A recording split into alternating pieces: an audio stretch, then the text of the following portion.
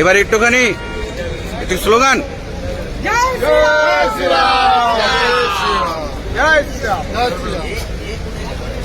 মিষ্টি খাওয়া হবে না? মিষ্টি খাওয়া হবে। আগে আমরা আমাদের দুটো কর্মসূচি আছে, আমরা করে নিয়ে তারপর ও একটু খেলতে হবে তো।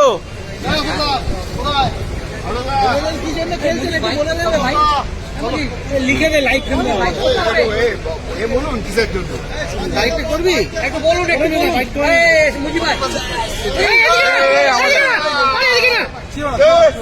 ক্যামেরায় যাবে। ক্যামেরা কেন ছুটছো তোমাদের না সত্যি রিয়েলি